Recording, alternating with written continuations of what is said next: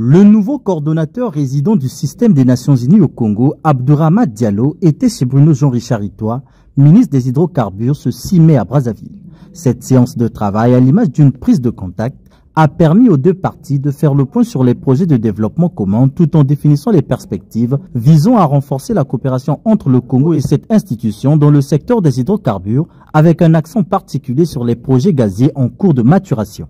On sait combien le domaine des hydrocarbures est important et pèse dans l'économie du Congo. Et il était important de voir et d'écouter le ministre pour voir comment le ministère aussi diversifie ces ressources et ces ressources naturelles, notamment avec le secteur du gaz.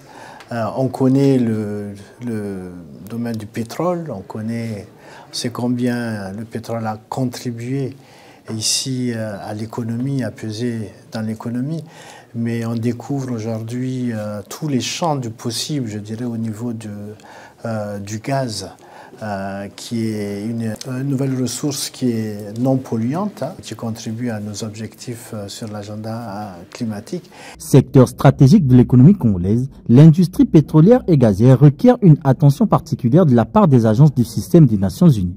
La formation, le renforcement des capacités, la recherche, les mécanismes de protection de l'environnement et les questions de santé dans le secteur, autant de pistes de collaboration qui seront intégrées dans le cadre stratégique de coopération. Et lors de cet entretien, nous avons identifié beaucoup de secteurs sur lesquels nous pourrons accompagner le ministère pour créer les passerelles ou s'assurer que les différents secteurs qui sont soit consommateurs, soit contributeurs pour faire vivre cet écosystème. C'est la question de formation qualifiante, formation aussi au niveau de l'enseignement supérieur, c'est les questions de recherche, c'est les questions bien sûr de protection de l'environnement et aussi des questions de santé. Donc là, ce sont des domaines dans lesquels nous pourrons travailler et appuyer le ministère avec bien sûr les autres ministères sectoriels. Donc là, c'est vraiment des pistes de coopération très importantes que nous allons intégrer dans notre prochain cadre de coopération que nous sommes en train de développer qui va couvrir l'horizon 2027 à 2031. Partenaires techniques et financiers, les agences, fonds et programmes du système des Nations Unies présents en terre congolaise sont à l'initiative de plusieurs projets intégrateurs. La nécessité de renforcer cette collaboration s'impose au regard des défis de développement que le Congo s'est engagé à relever pour diversifier son économie, notamment dans le secteur de l'énergie. Nous avons vu et discuté au-delà du pétrole et du gaz.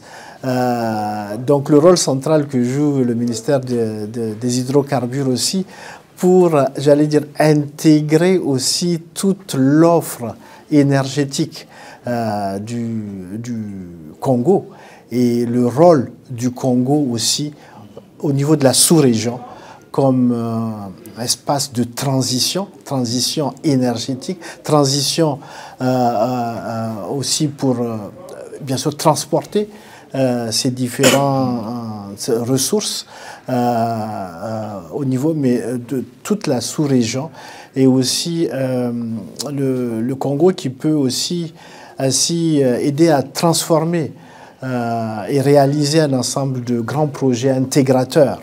Le système des Nations Unies réitère donc son appui au ministère des Hydrocarbures pour le renforcement des partenariats et la promotion du développement durable. Le nouveau coordonnateur résident entend s'inscrire dans la lignée de ses prédécesseurs afin d'impulser les projets et programmes de développement alignés sur le plan national de développement et le cadre stratégique de coopération 2027-2031 actuellement en préparation.